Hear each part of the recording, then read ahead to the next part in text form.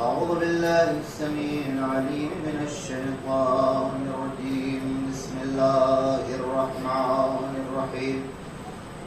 الحمد لله الذي بطن خفيات الأمور ودلت عليه أعلام الظهور، الذي جعلنا من المتمسكين بولاية علي بن أبي طالب عليهم السلام، ثم الصلاة والسلام وأفضل التحية والإكرام على سيد الأنبياء والمرسلين مولانا ومولى الثقلين جد الحسنين أبي القاسم محمد.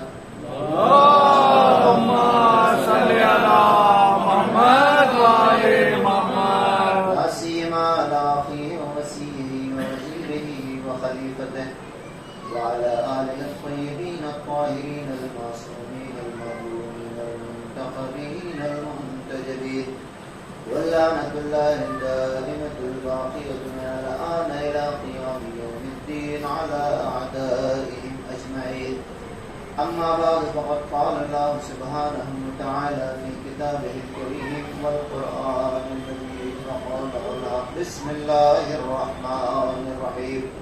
إذ تبرأ الذين اتبعوا من الذين اتبعوا ورأوا العذاب وتقطعت بهم الأسباب، وقال الذين اتبعوا لو أن لنا كرة فنتبرأ منهم كما تبرأوا منا كذلك يريهم الله أعمالهم حسرات عليهم وما هم بخارجين من النار. اللهم صل على محمد وآل محمد. بیان میرا نمبر مددگاران شیخ مسلم قبلہ، خدا رب عالم لوگوں کو روز قیامت کا، بلکہ اس روز قیامت کی ایک خاص سچویشن کی طرف اشارہ کر رہا ہے کہ اس صورتحال کے لیے ابھی سے آمادہ ہو جائے، اور اس صورتحال سے آپ نجات تب پائیں گے جب اس دنیا میں لوگوں کو اپنا رہبر بناتے وقت آپ نے عقل مندی دکھائی، اور یہ عقل مندی آپ تب دکھائیں گے جب آپ کو کچھ پتا ہو۔ اگر آپ مطالعے کی عادت آپ کی نہیں ہے، عام طور پر یہ جو تھرڈ ورلڈ ہوتا ہے ان لوگوں کی مینٹیلٹی کی ہوتی ہے، عقیدہ ہو، تاریخ ہو، احکام ہو، فقہی مسائل ہو، ہر جگہ محنت کرنے سے بچنا چاہیے۔ کوئی ہو جو فلاں مسئلہ آ کر ہم کو بتا دے، کوئی ہو جو فلاں عقیدہ ہم کو آ کر بتا دے، کوئی ہو جو فلاں واقعہ آ کر ہم کو بتا دے۔ عزیزان گرامی، فقہی مسائل میں تو یہ بات چل جائے گی، لیکن عقائد میں یہ چیز نہیں چلے گی جب تک آپ نے اس عقیدہ، جو عقیدہ آپ نے بنا رکھا ہے، اس کے لیے اگر آپ نے کوئی محنت نہیں کی ہے، چاہے صرف عقل لگانا، اگر ذرا سی بھی آپ کی محنت نہیں ہے، تو قیامت کے دن عدل الہی کا تقاضا یہ نہیں ہو سکتا کہ وہ انسان جس نے محنت کر کے ایک عقیدہ بنایا ہو، وہ انسان جس نے سنا کر عقیدہ بنایا، دونوں کو ایک مقام پہ رکھتے کہ اللہ کی عدالت سے دور۔ اور فرمانے آپ سلام پڑھنے کا محمد اللہ،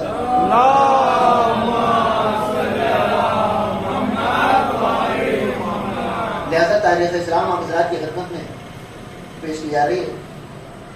ایک عام الفیل سے لے کر 8 ہجری تک ہم پہنچے تھے۔ ہجری میں ریپیٹ کر دوں، بقیہ شاید دیو۔ پہلی ہجری میں پیغمبر اسلام مکے سے مدینہ ہجرت کر کے آتے ہیں۔ وہ افراد جو 11 بعثت اور 13 بعثت میں ان کے ہاتھوں پر بیعت کر چکے تھے، انہوں نے ضد کیا کہ آپ کو آنا چاہیے۔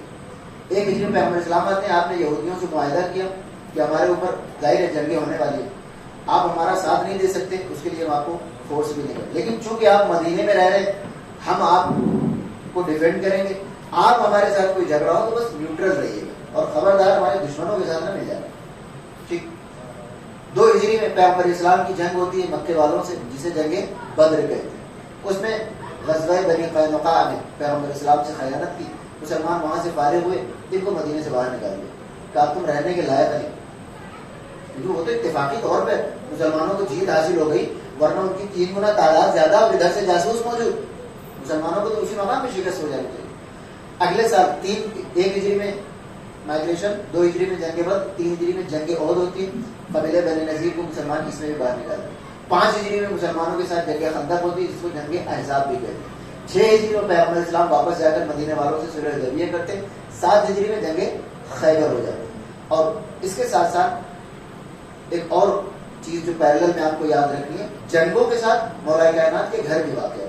2 ہجری میں شادی ہوتی ہے، 3 ہجری میں امام حسن، 4 ہجری میں امام حسین، 5 ہجری میں جناب زینب سلام اللہ علیہ، 6 ہجری میں جناب ام کلثوم سلام اللہ علیہ، 7 ہجری میں ظاہر ہے کہ صرف جنگ خیبر ہوتی ہے. اور 8 ہجری میں مسلمان واپس جا کر مکے والوں کو فتح کر لیتے ہیں. کس بنیاد پر؟ کیونکہ انہوں نے پیغمبر اسلام کے ایک قبیلے بنی خزاعہ کے اوپر اٹیک کر دیا تھا. بنی بکر کس کے ساتھ تھے؟ کفار قریش کے ساتھ تھے. بنی خزاعہ پیغمبر اسلام کے ساتھ تھے. تو چونکہ ان کے کسی الائی کے اوپر شرط صلح حدیبیہ کی شرط یہ تھی کہ آپ کے حلیف کے اوپر ہم اٹیک نہیں کریں گے. جب انہوں نے اٹیک کر دیا، مسلمانوں نے مکہ کو جا کر فتح کر لیا. اور اس مقام پر پیغمبر اسلام نے فرمایا کہ الیوم یوم المرحمہ، آج مغفرت کا دن ہے، آج بدلہ لینے کا دن نہیں ہے. سلام پڑھنے پر محمد والے اللہم صلی علی محمد و علی محمد. تو 8 ہجری کے ماہ مبارک رمضان تک ہم پہنچے تھے. اب اس کے بعد مکہ تو مسلمان ہو گیا پورا. اطراف میں 2 قبیلے تھے، بنو ثقیف اور بنی حوازن. تو انہوں نے ماحول کو انداز دیا کہ اب کفار قریش کے بعد ہمارا نمبر ہے. حالانکہ پیغمبر اسلام نے ایسا کوئی اعلان نہیں کیا. پیغمبر اسلام نے جس نے وعدہ خلافی کی تھی اس کو پیغمبر اسلام نے سزا دی، لیکن بقیہ لوگوں کے خلاف پیغمبر اسلام نے کوئی اعلان جنگ نہیں کیا تھا. لیکن یہی ہوتا ہے، معصوم کے مزاج کو نہ پہچاننے کا نقصان انسان خود اٹھاتا ہے. اگر انہوں نے پیغمبر اسلام کو ایک اللہ کا بھیجا ہوا نبی اور رحمت للعالمین سمجھا ہوتا تو انہیں فکر کرنے کی کوئی ضرورت نہیں تھی. لیکن ان دونوں نے اس سے پہلے کہ مسلمان ہمارے اوپر حملہ کریں، ہم آگے بڑھ کر پریمپٹیو ایکشن ہم ہی حملہ کر دیں. اور ان دونوں نے جیسے پیغمبر اسلام نے کسی کو بھیجا کہ جاؤ دیکھو کیا حال چال ہے، اس نے کہا کہ یہ دونوں قبیلے تو مکمل طور پہ تیار ہو چکے ہیں، آپ کے اوپر حملہ کرنا چاہتے ہیں. پیغمبر اسلام نے کہا ٹھیک ہے نکلتے ہیں. حنین ایک وادی کا نام ہے. وادی کہتے ہیں پہاڑوں کے درمیان جو پلین جگہ ہوتی ہے ویلی. اس وادی حنین میں مسلمانوں کا فیس آف ہوا بنی ثقیف اور بنی خزاعہ، نہیں معاف کیجیے، بنی ثقیف اور بنی حوازن کے ساتھ. خزاعہ تو وہ لوگ تھے جن کے اوپر انہوں نے اٹیک کر کے اپنے اوپر آفت مول لی. بنی ثقیف اور بنی حوازن پیغمبر اسلام اپنا لشکر لے کے نکلے. اب یہ لشکر توجہ چاہتا ہوں، اس میں مدینے والے لوگ بھی ہیں، دھیان سے سنیے گا. مدینے والے لوگ بھی ہیں، مکے کے نیو مسلمس بھی ہیں. تو 10,000 مدینے والے جو آئے تھے اور 2,000 مکے والے، 12,000 کی تعداد. اور ادھر وہ بیچارے 3-4 ہزار سے زیادہ تھے نہیں. تو مسلمانوں نے جنگ احد والی غلطی پھر دہرائی. مسلمانوں کی زبان سے ایک جملہ نکلا کہ آج ہمیں کون ہرا سکتا ہے. توجہ چاہتا ہوں. اور نتیجہ یہ ہوا کہ یاد رکھیں گے جس کی تعداد کم ہوتی ہے بیٹل فیلڈ میں، تعداد کم ہونے کا ایک فائدہ یہ ہوتا ہے کہ آپ کو مخالف کے بارے میں سب کچھ پتا ہوتا ہے، ان کو آپ کے بارے میں نہیں پتا ہوتا. گوریلا وار کی ایک گوریلا وارفیئر کی خاصیت یہ ہوتی ہے کہ آپ کہیں بھی چھپ جاتے ہیں، لیکن اس کے پاس ایک بڑا لشکر ہے وہ کہیں نہیں چھپ سکتا. تو مسلمانوں کے پاس 12,000 کی فوج تھی اور ان کے پاس گنے چنے چند افراد تھے. یہ جیسے ہی مسلمان فخر کے عالم میں کہ آج تو ان کو ہم کچل کے رکھ دیں گے، اس وادی حنین کے درمیان پہنچے. 2 اطراف سے پہاڑ تھے. ان دونوں ثقیف اور حوازن والوں نے ایسی تیر اندازی کی ان کے اوپر کہ مسلمانوں کے قدم اکھڑ گئے. اور اس کے بعد انہوں نے نیچے اتر کر تلواروں کے ساتھ مسلمانوں کو قتل کرنا شروع کر دیا. اس مقام پر پیغمبر اسلام نے اپنے ہاتھوں میں تلوار اٹھائی. پہلی جنگ ہے کہ جس میں پیغمبر اسلام کو تلوار اٹھانی پڑ گئی کیونکہ سب نکل گئے. میں نے عرض کیا تھا کہ خدا بند عالم نے جنگ احد کے بعد سورہ آل عمران میں بالکل فرمایا ہے وَلَقَدْ عَفَا اللَّهُ عَنْهُمْ، اللہ نے معاف کر دیا. لیکن یہ معافی تب تک ویلڈ ہے جب تک اس غلطی کو دہرایا نہ جائے. اور فرما رہے لیکن اگر پھر یہ غلطی دہرائی جائے اور پیغمبر اسلام کو چھوڑ کر صحابہ نکل جائیں، اب دوبارہ کسی معافی کی ضرورت پڑے گی نہیں پڑے گی. اس مقام پر خدا بند عالم نے ارشاد فرمایا یغفر لمن یشاء، اللہ جسے چاہے گا اسے معاف کرے گا، ہر انسان کی بخشش نہیں ہونے والی. اس مقام پر پیغمبر اسلام کو تلوار ہاتھ میں لے کے آپ نے رجس پڑھا انا نبی اللہ کذب انا ابن عبد المطلب، میں کوئی جھوٹا نبی نہیں ہوں اور میں عبد المطلب کا بیٹا ہوں. پیغمبر اسلام تلوار لے کر اس جنگ حنین میں 8 ہجری میں ہو رہی فتح مکہ کے فوراً بعد. اور اس کے بعد جناب عباس ان کے چچا تھے جن سے بنی عباس ہیں، انہوں نے بھی لوگوں کو بلانا شروع کی. یہ کیا ہے، ہر موقع پر تم چھوڑ کر چلے جاتے ہو. اس کے بعد نہ جانے جناب عباس کی بلانے کا اثر تھا یا خود مسلمانوں کے اوپر رقت تاریخ پیغمبر اسلام کو کہاں چھوڑ کر آ گئے. مسلمان قافلہ پلٹا اور مولا کائنات جنگ احد میں جس شان کے ساتھ جنگ کر رہے تھے، جنگ حنین میں بھی مولا کائنات اسی شان کے ساتھ جنگ کر رہے تھے. لہذا مسلمان پلٹے اور تھوڑی دیر کے بعد ثقیف اور حوازن دونوں کو شکست سے دو چار کر دیا. میں اس مقام پر ایک جملہ کہنا چاہتا ہوں. اب اگر کوئی یہ کہتا ہے کہ خداوند عالم کی سرزنش کرنے کے باوجود، دھیان سے سنیے، پیغمبر اسلام کو بار بار میدان جنگ میں چھوڑ کر جانے کے باوجود، کم از کم یہ دو میدان تو ہیں، احد 3 ہجری میں اور 5 سال کے بعد حنین، ان دونوں مقامات پر. اور یہ جنرل اس لیے کوئی مسئلہ نہیں ہے، ساری کتابوں میں یہ لکھا ہوا. ہر کتاب کی شان یہ 2 واقعات بڑھا رہے ہیں کہ ایک طرف جنگ احد میں پیغمبر اسلام والرسول یدعوکم، تم اس وقت تک نہیں پلٹے کہ جب پیغمبر اسلام تمہیں بلا رہے تھے اور تم اس کے بعد بھی نہیں پلٹے. اور جنگ حنین میں خداوند عالم ارشاد فرمایا لقد نصرکم اللہ فی مواطن کثیرہ ویوم حنین، پہلی جنگ ہے کہ جس کا نام قرآن مجید میں آیا ہے. یعنی پیغمبر اسلام کو تنہا چھوڑ دینے کا قلب خود پیغمبر اسلام سے زیادہ خداوند عالم کو تھا. خداوند عالم کہتے ہیں کہ ہم نے تمہیں مختلف مقامات پر تمہاری مدد کی، اور یوم حنین میں آپ بھی یاد رکھیے گا قرآن مجید کے الفاظ. آگے خداوند عالم کہتا ہے اذا اعجبتکم کثرتکم، جب تمہاری کثرت نے تمہیں غرور میں مبتلا کر دیا، تم بہت زیادہ خوش ہو گئے تھے، بھولے نہیں سما رہے تھے. فلم تغنی عنکم شیئا، لیکن کوئی چیز تمہارے کام نہیں آئی. وضاقت علیکم الارض بما رحبت، اور زمین اپنی وسعت کے باوجود تمہارے لیے تنگ ہو گئی تھی. ثم ولیتم مدبرین، اور تم نے اپنی پیٹھ دکھا کر میدان جنگ میں پیغمبر اسلام کو تنہا چھوڑ دیا. یہ وہ واقعہ ہے کہ جس کے بعد خداوند عالم نے کسی بخشش کا تذکرہ نہیں کیا کہ ہم نے معاف کیا یا نہیں کیا. جانے کے بعد اس جنگ حنین کے بعد اور جنگ احد کے بعد اگر ایک انسان چاہے مسلمان ہو یا نہ ہو، جنرل ہسٹری پڑھنے والا آج کی تاریخیں پڑھ کر ان دونوں جنگوں کو دیکھ کر اگر وہ یہ رائے بناتا ہے کہ جنگ میں ڈٹ کر لڑنے والا اور نہ لڑنے والے دونوں برابر نہیں ہو سکتے، تو کیا اس کے اس پرسپشن کو آپ غلط ثابت کر سکتے؟ لوگ کہتے ہیں کہ شیعہ جھگڑا کر رہے ہیں، جھگڑا ہم کر رہے ہیں، آپ کر رہے ہیں. سیدھی سی بات ہے، اگر کوئی انسان ان تمام واقعات کو دیکھے اور کہے بھائی جو لوگ نہیں بھاگے اور جو لوگ چلے گئے، آپ کہتے ہیں ان کو برا بھلا نہیں، بالکل ہم آپ کی بات سارے تسلیم خان ہمارا، آپ کی ساری باتیں ہم تسلیم کرتے ہیں. لیکن اگر ایک انسان ایک نظریہ بنا رہا ہے تو اس کو آپ مجبور تو نہیں کر سکتے، اور اگر آپ مجبور کر بھی لیں تو اس کے دل میں ان کی محبت کو آپ نہیں ڈال سکتے. ایک سوال پڑھے گا محمد والا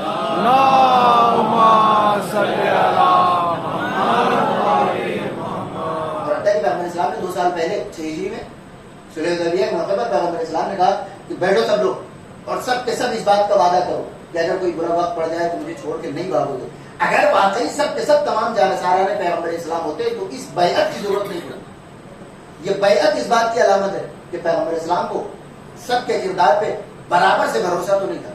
ابھی جانکاری 8 ہجری اور پیغمبر اسلام مدینے والوں نے کیا کہا تھا؟ یا رسول اللہ کہیں ایسا تو نہیں کہا تمہیں چھوڑ کر چلے جائیں؟ بتائیے مکے میں ساری مشکلات ختم ہو گئی، پیغمبر اسلام واپس اپنے ہوم ٹاؤن آ گئے.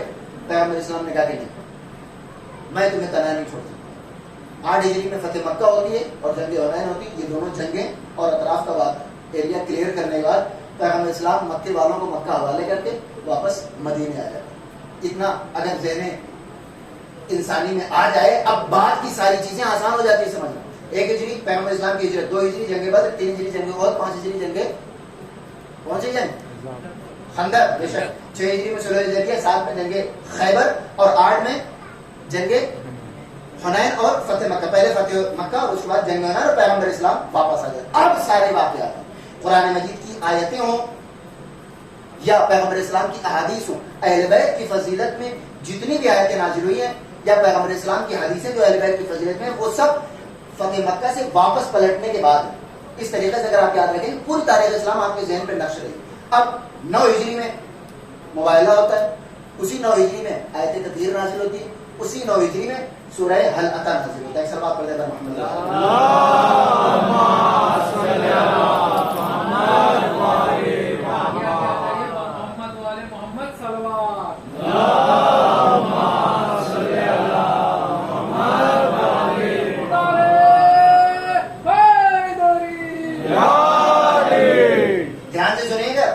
بار بار یہ چیزیں اتنی تفصیل سے نہیں پڑھی جاتی، اور خصوصاً بالکل جو جیسا تاریخی کتابوں میں ہے بالکل میں متن آپ کے سامنے تلاوت کر رہا ہوں. یعنی اگر آپ کہیں پر اس کو پیش کر دیں تو کوئی آپ کو کاٹ نہیں سکتا. ہاں اس کے اوپر آپ جو نظریہ بنائیں گے وہ آپ کا اپنا ہے، لیکن یہ جو میں پڑھ رہا ہوں وہ بالکل تمام تاریخی کتابوں کے اوریجنل ٹیکسٹ ہے. 9 ہجری میں پیغمبر اسلام مدینے واپس آتے ہیں اور 10 ہجری میں واقعہ بدیر خون ہے تمام ہو تاریخ اسلام یہی اتنی مطلب ہے کہ اصل جو ہے وہ یہی اتنی ہے، لہٰذا اتنا یاد رکھنا تو کوئی مشکل نہیں ہے. اور فرما رہے انشاءاللہ میں بعد میں کسی مجلس میں ایک عام الفیل سے یہاں تک ریپیٹ کر دوں گا. اب آئیے ان آیات کی طرف جو اہل بیت کی شان میں 9 ہجری میں واقع ہے. سب سے پہلے مسلمانوں کا فیس آف ہوتا ہے عیسائیوں سے. نجران کے عیسائی آئے ہم آپ سے ڈیبیٹ کرنا چاہتے ہیں. نجران کہاں ہے؟ سعودی عرب اور یمن کے بارڈر پر. وہاں سے چل کر آئے کردار ایک معصوم کو سمجھنے کی کوشش کریں. مسلمانوں نے کس کو ہرایا؟ کافروں کو ہرایا. اس کے بعد یہودیوں کو ہرایا اور عیسائیوں کو بھی ہرا دیا. جنگ موتا میں 2 لاکھ کا لشکر مسلمانوں سے ڈر کے بھاگ گیا. اب اگر 22-25 لوگوں کا ایک گروپ آتا ہے اور کہتا ہے کہ ہم آپ سے ڈیبیٹ کرنا چاہتے ہیں تو اپر ہینڈ رکھنے کے باوجود مسلمانوں کو راضی نہیں ہونا چاہیے. لیکن کردار معصوم یہ ہوتا ہے کہ چاہے آپ طاقتور ہوں لیکن اگر سامنے والا تلوار کے بجائے کردار کی جنگ پر آ جائے تو آپ کے پاس کردار بھی ایسا ہو کہ آپ اسے ہرا سکیں. انہوں نے کیا کہا کہ ہم آپ سے بحث کرنا چاہتے ہیں. ٹھیک ہے. اور بحث بھی کیسی کٹوجتی بحث. غور فرمائیں کہ جناب عیسیٰ اللہ کے بیٹے ہیں. پیغمبر اسلام نے کہا نہیں اللہ کے نبی ہیں. انہوں نے کہا کہ اگر اللہ کے بیٹے نہیں پھر کس کے بیٹے ہیں؟ اپنے حساب سے انہوں نے بہت بڑی دلیل دے دی. یہ کوئی دلیل ہوئی؟ بہت سارے لوگوں کے باپ کا نام آپ کو نہیں پتا ہوتا تو کیا ان کو اللہ کا بیٹا کہہ دیا جائے؟ اور اسی ساتھ ساتھ اسی بائبل میں انہوں نے جناب عیسیٰ کا شجرہ جناب آدم سے ملا رکھا ہے. دھیان دیجیے اس بات. پیغمبر اسلام چاہتے وہی بائبل کھول کر رکھ دیتے کہ مجھ سے کیا پوچھتے ہو یہ کیا شجرہ ہے تمہارا اس میں لکھا ہوا ہے. لیکن چونکہ اس شجرے کو خود پیغمبر نہیں مانتے لہذا بطور دلیل اسے پیش نہیں کیا. یعنی آپ کو ایک درس دیا جا رہا ہے کہ غلط بات کو غلط بات کے ذریعے رد نہیں کرنا چاہیے. جب اس شجرے کو خود پیغمبر اسلام نہیں مانتے حالانکہ جواب خاموش کرنے کے لیے جواب بہت اچھا بنا لیکن پیغمبر اسلام نے نہیں پیش کیا. اب آیت آئی انما مثل عیسیٰ عند اللہ کمثل آدم. عیسیٰ کی مثال خداوند عالم کی نظر میں آدم جیسی ہے. عیسیٰ بہرحال ماں تو ہے نا, آدم میں تو ماں اور باپ دونوں نہیں ہے. اس کا جواب عیسائیوں کے پاس کوئی نہیں, لہذا وہ خاموش ہو گئے. لیکن اس کے باوجود کٹ حجتی جاری رہی, نہیں ماننا. ایک انسان اگر نہ ماننے پہ آئے آپ اسے سمجھا نہیں سکتے. جناب آدم سے بڑی ایگزامپل تو نہیں دی جا سکتی. جناب آدم جن کو وہ مانتے ہیں کہ وہ بغیر ماں باپ کے پیدا ہوئے, اس کے باوجود وہ نہیں مان رہے. پھر آئے فمن حاجک فیہ من بعد ما جاءک من العلم. اس کے باوجود بھی آپ کی اس آیت قرآنی دلیل کے باوجود بھی اگر کوئی آپ سے حجت کرتا ہے فقل, تو آپ ان سے کہتے تعالوا آؤ ندعو ابناءنا وابناءکم ونساءنا ونساءکم وانفسنا وانفسکم ثم نبتہل فنجعل لعنۃ اللہ علی الکاذبین. آؤ ہم اپنے گھر کی عورتوں کو لائیں, اپنے بچوں کو لائیں, اپنے نفسوں کو لائیں اور اس کے بعد ایک دوسرے کے اوپر لعنت کریں, دیکھیں اللہ کی لعنت کس کے اوپر ہوتی ہے. توجہ چاہتا ہوں. اور یہ وہ واقعہ ہے کہ جس کو تمام مسلمان, ظاہر سی بات ہے مجمع عام میں جو بات ہو رہی ہے اس کا انکار تو آپ نہیں کر سکتے. مباہلے میں پیغمبر اسلام کس کو لے کر آئے؟ امام حسن امام حسین السلام کو, مولائے کائنات کو اور شہزادی سلام اللہ علیہ. ایک جملہ کہہ کے میں آگے بڑھ جاؤں. یہودی عیسائیوں نے کیا کہا؟ آج ہم وہ چہرے دیکھ رہے ہیں, سب کو یاد ہے سارے جملے مجلسوں میں وہ چہرے دیکھ رہے ہیں اگر یہ بد دعا کر دیں تو پہاڑ اپنی جگہ سے چلتا ہوا نظر آئے. عزیزان گرامی, ان عیسائیوں نے اسی مدینے میں ڈیرا ڈال رکھا تھا اور بھی آج کا مدینہ نہیں تھا. یعنی اس مدینے میں وہ اتنے دنوں سے رہ رہے ہیں تو پیغمبر اسلام کو تو پہلے سے جانتے ہیں, مولا کائنات سے بھی پہلے سے واقف ہیں. امام حسن اور امام حسین ہر نماز میں پیغمبر اسلام کے ساتھ ہوتے تھے, لہذا ان کو بھی دیکھ رکھا ہے. کون سی شخصیت ایسی تھی کہ جس کو پہلی بار دیکھ رہے ہیں؟ توجہ چاہتا ہوں.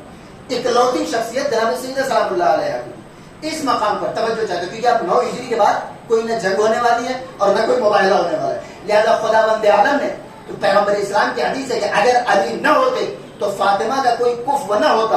اس حدیث کو مکمل کرنے کے لیے خداوند عالم نے شہزادی سلام اللہ علیہ کو کردار کی جنگ میں ایک لوتی شخصیت بنا کر یہ ثابت کر دیا کہ جس طریقے سے تلوار کی جنگ میں علی کا کوئی ثانی نہیں ہے, کردار کی جنگ میں فاطمہ کا کوئی ثانی نہیں.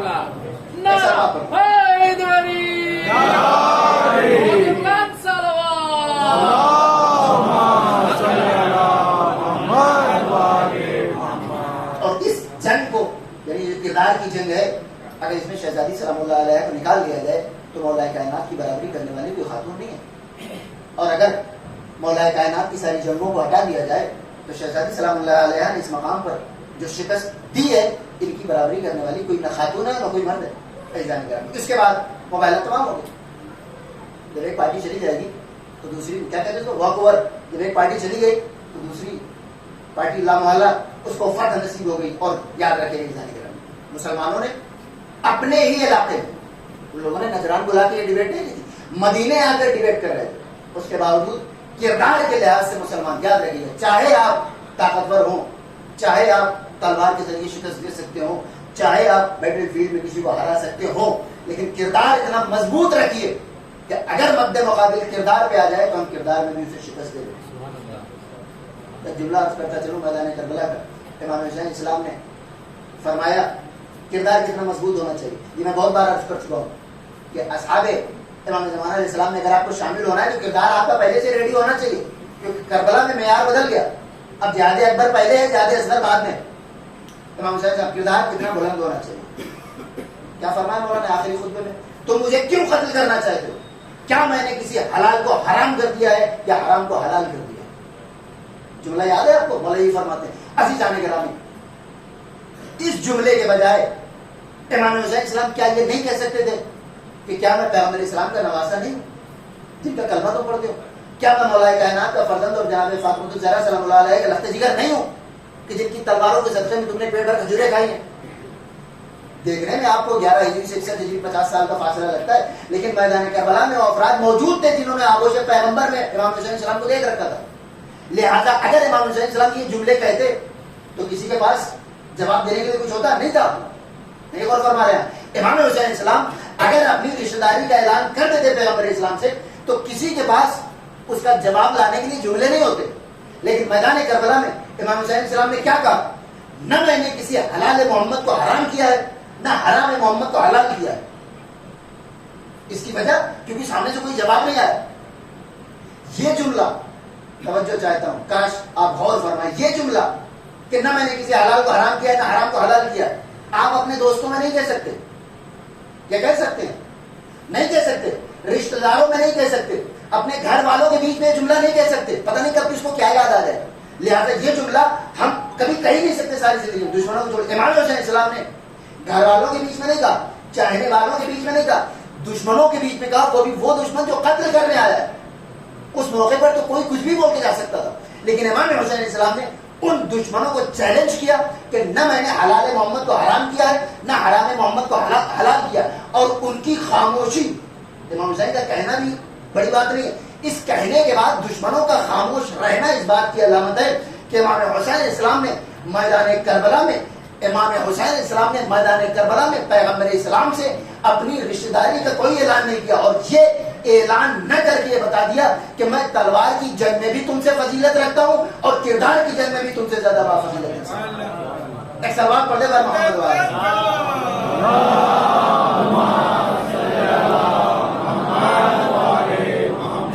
یہ جملہ اگر آپ غور فرمائیں بہت بڑا ہے. دشمنوں کے سامنے اب جب اتنا بڑا کردار ہو جائے کہ کسی بھی دشمن کے سامنے جب تلوار ہو تو تلوار چلے, اور جب کردار کی بات آئے تو وہاں پہ امام حسین اسلام نے ثابت کر دیا کہ میں اگر یہاں پر کھڑا ہوں تم سے تمہارے بادشاہ کے مقابلے, ایک ایسا بادشاہ کہ جس کی بدکاریاں تم شام میں دیکھ کر آ رہے ہو, کوفے میں ابن زیاد کو تم دیکھ کر آ رہے ہو, ایسے انسان سے جنگ کرنا چاہ رہے ہو کہ جس نے آج تک کسی حرام کو حلال اور حلال کو حرام نہیں کیا. اس کا مطلب میں کربلا میں امام حسین پیغمبر اسلام کا نواسا ہونے کی حیثیت سے نہیں کھڑا ہوں, بلکہ میں پیغمبر اسلام کا حقیقی جانشین ہونے کی حیثیت سے. یہ کلیجہ جب پیدا ہوگا پھر انسان کسی معصوم کے لشکر میں جانے کی تمنا کر سکتا ہے. جو اللہ آج یہ وہ شب ہے 7 محرم کی, غور فرمائیے گا. میدان کربلا صرف آنسوؤں کا نام نہیں ہے, یاد رکھیے گا. آنسو کس بنیاد پر ہے؟ دل چاہتا ہے کہ بھی اس واقعے موبائلات سے رک کر ایک جملہ عرض کرتا چلوں. لوگ کہتے ہیں کہ رونا کمزوری کی علامت ہے, تو رو رہا ہے کمزور ہوتا ہے. امام حسین اسلام کو شہادت مل گئی, ہمیں رونا نہیں چاہیے, اور یہ بات درست ہے. پارشلی یہ بات صحیح ہے.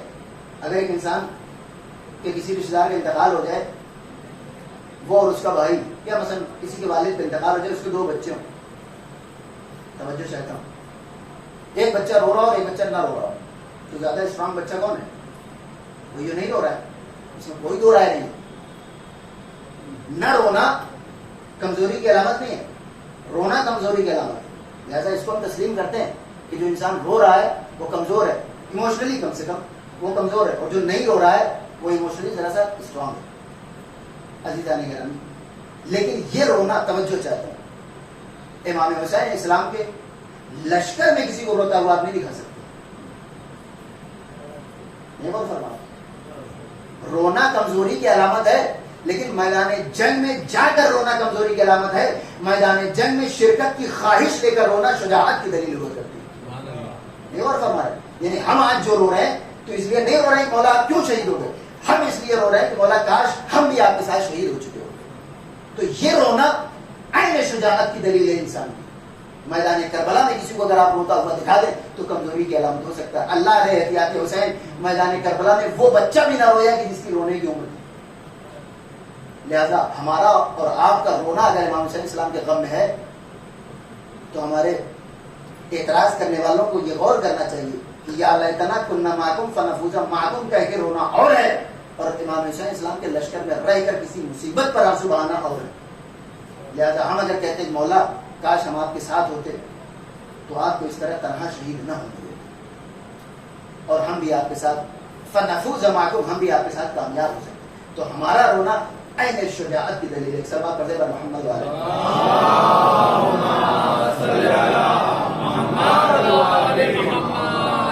پیغمبر اسلام مباہلے سے فارغ ہوئے اور اس کے بعد اسی 9 ہجری میں 3 واقعات ہیں، مباہلہ، نزول آیت تطہیر اور نزول سورہ دہر۔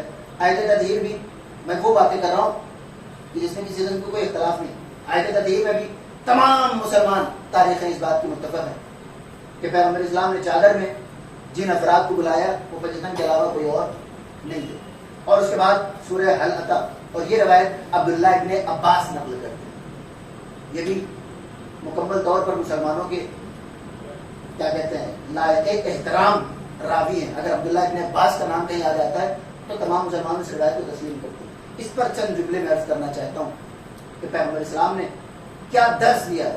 جیسے مباہلے میں پیغمبر اسلام نے درس دیا کہ تلوار تو چلاؤ لیکن اتنی آمادگی رکھو کہ اگر سامنے والا تلوار میں میں رکھ کر کردار کی باتیں کر لیں تو اس میں بھی تم اسے ہرا سکو۔ اسی طریقے سے نزول حلقہ کے موقع پر عبداللہ ابن عباس کہتے ہیں کہ پیغمبر اسلام نے مولا کائنات سے فرمایا کہ تم 3 روزوں کی نظر کیوں نہیں مان لیتے؟ بچوں کی طبیعت کی ناسازی کی وجہ سے امام حسین اسلام مان لیے گئے 3 دن کے روزے، اور اس کے بعد پیغمبر اسلام 3 دنوں تک مولا کائنات کے گھر میں جائے۔ اس روزے کے دوران شاید یہ درس آپ تک پہنچانا تھا ورنہ نہیں پہنچ سکتا۔ روایتیں کہتی ہیں، بلکہ خود یہی والی روایت عبداللہ ابن عباس کی ایک لفظ میں آپ کے سامنے عرض کرتا ہوں۔ وہ کہتے ہیں کہ مولا کائنات نے 3 دنوں کے روزے کی نظر جو مانی تھی اس کو پورا کرنا شروع کر دیا، روزہ رکھ لیا گیا، اور ایک یہودی کے یہاں سے جا کر آپ 3 دنوں کا اون اور 3 دنوں کا جو، اون اس کو آمادہ کرنے کے لیے، جو اس کی قیمت کے طور پر، ایک لفظ پہ توجہ چاہتا ہوں، لا کر رکھ دیا گیا۔ اور امام حسین اسلام اس روایت کا جملہ کہ جب 4تھے دن یعنی 3 روزے ہو جانے کے بعد پیغمبر اسلام آئے تو کیا دیکھا کہ بچوں کی ٹانگیں لرز گئی، اور فرما رہا ہے یعنی اہل بیت اللہ سے نظر کس بات، ہم اور آپ نظر مانتے کس لیے؟ یہ کام ہو جائے گا تو یہ نظر کریں گے۔ کبھی کبھی تو وہ کام ہو جاتا ہے اور انسان سوچتا ہے کہ ابھی حالات مناسب نہیں ہے، ابھی فلاں آدمی آ جائے، پیسے آ جائیں، یہ ہو جائے، وہ ہو جائے، تب میں اس نظر کو پورا کروں۔ ہم نظر پوری ہو جانے کے بعد بھی ٹال مٹول کر رہے ہوتے ہیں، یعنی اللہ اپنا پارٹ ادا کر دیتا ہے اور اس کے بعد ہم اپنا پارٹ ادا کرنے میں کوتاہی سے کام لے رہے ہوتے ہیں۔ اہل بیت کیا ابھی بچے مکمل طور پہ صحت یاب نہیں ہوئے اور اہل بیت کو اپنا وعدہ پورا کرنے کی فکر ہو گئی، اور فرما رہے 4تھے دن اگر پیغمبر اسلام دیکھ رہے ہیں کہ بچوں کی ٹانگیں لرز رہی، مطلب ابھی مکمل طور پہ شفایاب نہیں ہوئے، اور اہل بیت نے اپنے وعدے کو نبھانا شروع کر دیا۔ لہٰذا اب اس مقام پر اگر آپ سمجھ گئے کہ اہل بیت اپنا وعدہ پورا کرنے میں کتنے سنجیدہ ہیں، اب آدم امام کی وہ حدیث مولا فرماتے ہیں کہ ان یوم الحسین اقرع جفوننا وادمع واسبل دماءنا، اہل بیت کے تمام غموں میں سب سے زیادہ غمگین یہ دن ہے. امام حسین اسلام کے دن نے ہماری آنکھوں کو زخمی کر دیا, اور ہمارے آنسوؤں کو جاری کر دیا. فلمثل حسین فلیبکی الباکون, مولا فرماتے ہیں کہ امام حسین اسلام جیسے کے لیے رونا چاہیے. اور آخر میں یہ جملہ ہے کہ مولا فرماتے ہیں, آٹھویں امام فرماتے ہیں کہ یہ رونا فإن البكاء, یہ جو رونا ہے یہ گناہ تسمح الذنوب العظام, بڑے گناہوں کو مٹا دیا کرتا. اور فرما لہذا اب اگر مولا یہ وعدہ کر رہے ہیں کہ اگر آپ روئیں گے تو آپ کے عظیم گناہوں کو معاف کر دیا جائے گا, تو ادھر آپ کی آنکھوں سے ایک خالص اشک عزا غم امام حسین میں گرا نہیں کہ اہل بیت اپنا وعدہ پورا کر رہے ہیں. ایک سوال پڑھنے کا محمد والے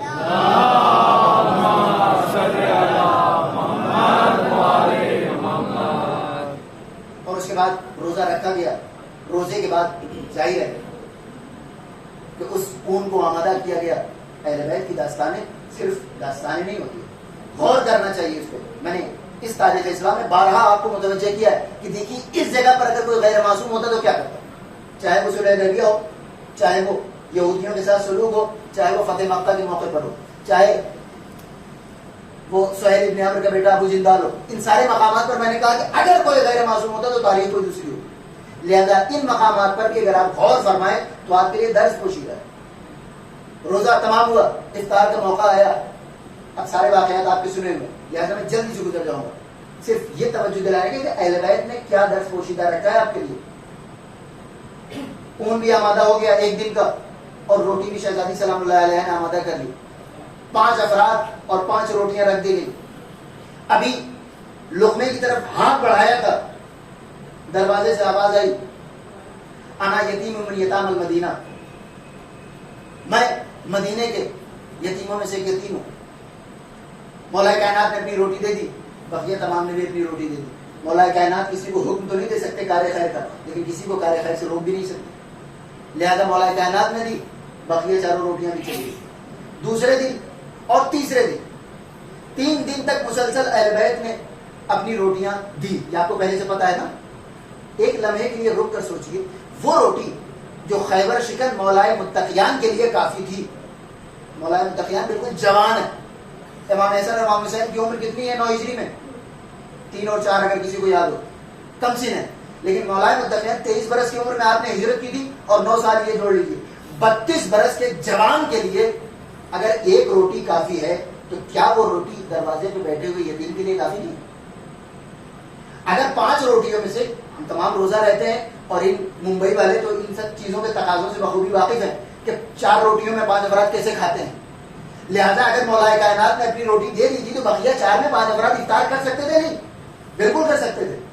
اور شاید اگر مولا کائنات کا وہ روٹی پیٹ بھر سکتی تھی تو ایک روٹی میں مسکین مان بھی جاتا, لیکن 5 روٹیاں دی گئی. دوسرے دن انا مسکینوں میں مساکین المدینہ, میں مدینے کے مسکینوں میں سے ایک مسکینوں. کمال یہ ہے کہ وہ مسکین یہ بھی نہیں کہہ رہا ہے کہ ہم کوئی گروپ آئے ہوئے ہیں, بالکل پریسائزلی کہہ رہا ہے کہ انا مسکین من مساکین المدینہ, میں مدینے کے مسکینوں میں سے ایک مسکین ہوں. مطلب بندہ ایک ہی ہے. انا یتیم من یتام المدینہ, میں مدینے کے یتیموں سے ایک, وہ بھی ایک ہے. تیسرے دن انا اسیر من اسراء المدینہ, میں مدینے کے اسیروں میں سے ایک اسیر ہوں. اس کا مطلب تینوں دن ایک ہی بندہ تھا. ایک روٹی مولا کائنات کو جو کافی تھی وہ اگر دے دی جاتی تو بقیہ لوگوں کو اپنے افطار کو پانی سے کرنے کی ضرورت نہ محسوس ہوتی. اگر یہی بات مولا متقیان کی خدمت میں عرض کر دوں, مولا جو روٹی آپ کو کافی ہے کیا وہ مسکین کو کافی نہیں ہے؟ کیا وہ اسیر کو کافی نہیں ہے؟ کیا وہ یتیم کو کافی نہیں ہے؟ عجب نے مولا آواز ہے کہ یہی فرق ہے دنیاوی عطا کرنے والوں میں اور ہماری عطا میں. جب دنیا والے عطا کرتے ہیں تو سوالی کے دستے سوال پہ نظر ہوتی ہے, جب ہم عطا کرتے ہیں تو ہماری نظر اپنے دستے کرم پہ ہوا کرتی ہے. ایک سلوات پڑھے بر محمد والے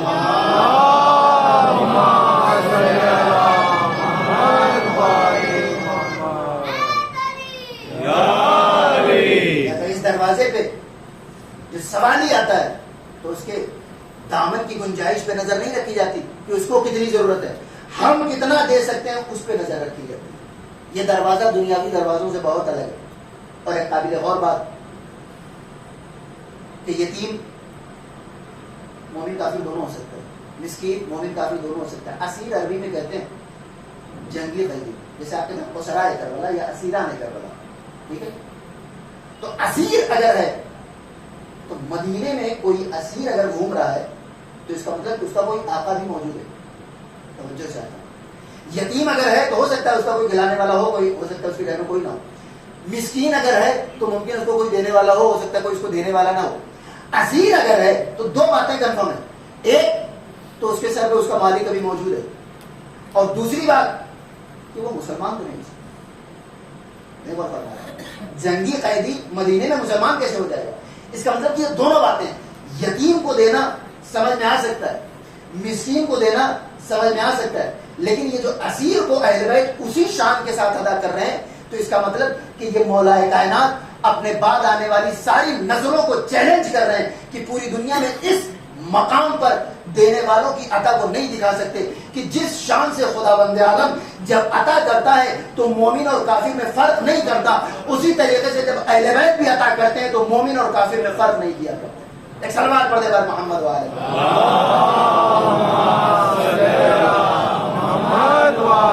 محمد. چاہے اس کے سر پہ اس کا مالک موجود ہو, لیکن ہمارے دروازے پر اگر آ گیا تو ہم اپنی عطا میں کسی قسم کی کوئی کوتاہی نہیں کرتے.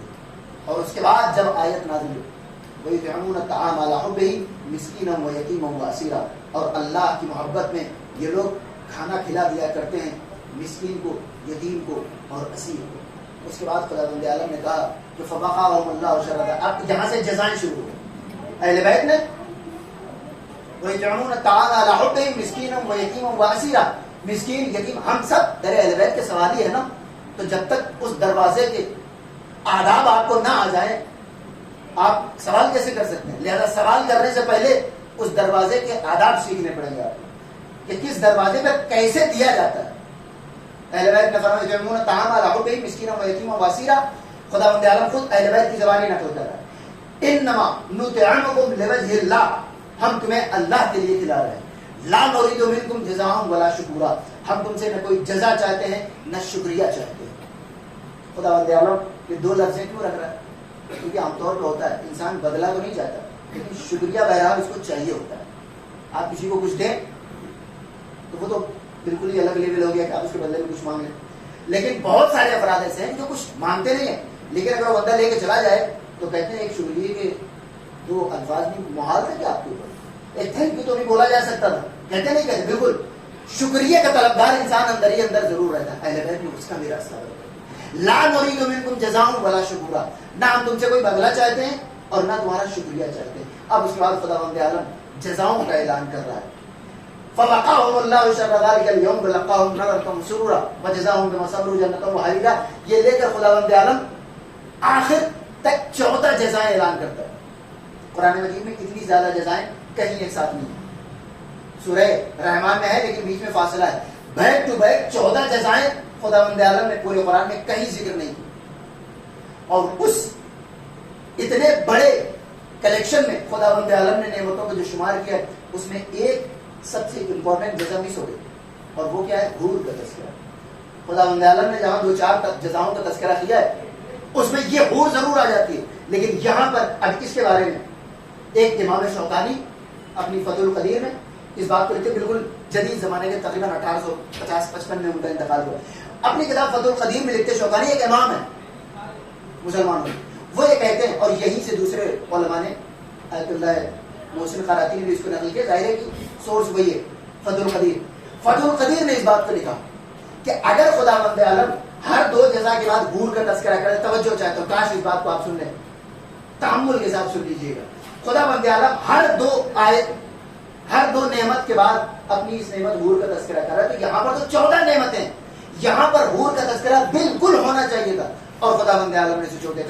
تو شوکانی یہ ریزن بتاتے, کیوں, یہ میرا اپنا جملہ نہیں, وہ یہ کہتے ہیں کہ کس بنیاد پر خداوند عالم نے اتنی اہم ترین جزا جس کو ہر مقام پر خدا تکرار کر رہا ہے کہ تمہیں حور عطا کی جائے گی, حور عطا کی جائے گی, یہاں پر کیوں چھوڑ دیا؟ کہ اس کی صرف ایک وجہ ہو سکتی ہے کہ یہ آیت جس مقام پر اتر رہی تھی اس میں مرکزی کردار ایک خاتون کا تھا,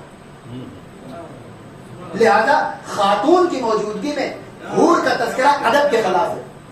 میں کہتا ہوں شوکانی کاش اپنا یہ قاعدہ آپ کو یاد رہ جاتا. کم از کم بہت بہت شکریہ کہ آپ نے یہ بات تو کلیئر کر دی کہ خداوند عالم, توجہ چاہتا ہوں, جس مقام پر آیت اتار رہا تھا وہاں پر مرکزی حیثیت میں چونکہ ایک خاتون تھی، لہذا خاتون کی موجودگی میں حور کا تذکرہ کرنا ادب کے خلاف ہے. میں کہوں گا اب یہ دروازہ مسلمانوں کی نگاہوں میں قابل احترام ہو یا نہ ہو، لیکن اللہ کی نگاہوں میں اتنا محترم ہے کہ اگر آیت بھی اترتی ہے تو ادب کے دائرے میں اترتی ہے.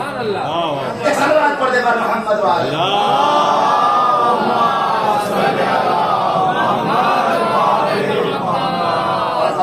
یعنی آیت میں بھی خداوند عالم نے اس بات کا لحاظ رکھا کہ حور کا تذکرہ نہ ہونے پائے. اور 14 جزاؤں کے بعد خداوند عالم کہتا ہے کہ ان ھذا کان لکم جزاء وکان سعیکم مشکورا. بڑی دلچسپ چیز ہے. پہلے میں نے کیا کہا تھا؟ 2 جملے تھے. لا نريد منکم جزاء ولا شکورا. نہ ہم تم سے جزا چاہتے ہیں نہ تم سے کسی شکریہ کے محتاج. خداوند عالم نے دونوں چیزیں دی. 14 جزائیں. ان ھذا کان لکم جزاء وکان سعیکم مشکورا. اے اہل بیت فرشتوں کے شکریہ کے تم کیوں محتاج ہونے لگے؟ میں خداوند عالم تمہارا شکریہ ادا کروں. یہ ہوتی ہے شان عطا. جب اس مقام پر آ کر کوئی انسان عطا کرے تو پھر اس کے بعد خداوند عالم اس کا شکر گزار ہوتا ہے. فیضان گرامی کبھی آپ نے غور فرمایا؟ ایسی آخری بات اور 10 ہجری کے چلتے یہ واقعہ تو بار بار آپ نے سنا ہوگا نا، پانی سے افطار کر لیا اور روزے پہ روزہ رکھا گیا. لیکن کبھی آپ نے غور فرمایا وہ جو مولا کائنات اون اور جو لے کر آئے تھے وہ 3 دنوں کا تھا. نہیں 3 دنوں کا تھا. تو اگر مان لیجیے 5 روٹیاں دے دی گئی اور یہ وہ باتیں ہیں جو لکھی ہوئی ہیں، کوئی نقطہ نہیں ہے ذاکر کا. یہ 5 روٹیاں دے دی گئی. رات افطار کب ہوتی ہے؟ بالکل رات کی شروعات میں. اور سحر کب ہوتی ہے؟ بالکل آخر میں. یہ کوئی بتانے کی چیز تو نہیں ہے، سر ہر انسان جانتا ہے. تو افطار سے لے کر سحر تک اچھا خاصا ٹائم ہوتا ہے. اگر آپ کے گھر میں جو موجود ہے تو اتنا بڑا فاصلہ گیپ ہے، آرام سے روٹی آمادہ کی جا سکتی ہے. نہیں غور فرما رہا ہے؟ روزے پہ روزہ رکھنے کی ضرورت نہیں ہے. عزیزان گرامی یہ بات کبھی آپ نے غور کی کہ مولا کائنات کیا تو ایک دن کا اناج لے کر آئے ہوتے تو ہمیں سمجھ میں آتا تھا چونکہ اگلے دن روزے کی حالت میں گئے تھے لہذا روزہ رکھا جا چکا تھا تو اب جو کے ہونے اور نہ ہونے کا کوئی مطلب نہیں تھا. لیکن اگر جو گھر میں موجود ہے تو اس کا مطلب کہ رات کی تاریکی سے لے کر سپیدہ سحر کے برآمد ہونے تک آسانی کے ساتھ روٹی آمادہ کی جا سکتی تھی. لیکن یہی تو مولا سمجھانا چاہتے ہیں کہ چونکہ میں نے کام صرف ایک دن کا کیا ہے لہذا اجرت کا مستحق بھی میں صرف ایک دن کا ہوں. میں نے کام ایک دن کا کیا ہے تو اگرچہ کی اجرت میرے گھر میں موجود ہے لیکن اسے علی اپنا حق نہیں سمجھ رہا. لہذا آپ کو اور ہمیں کتنا ہوشیار رہنا چاہیے. کسی کا مال اگر ہمارے پاس ہو، اگر جب تک ہم اس کے مستحق نہیں ہو جاتے اس کے اوپر ہاتھ رکھنے کا ہمیں حق نہیں ہے. کم از کم مولا کائنات نے یہی سکھایا. ایک سلوات پڑھنے پر محمد اور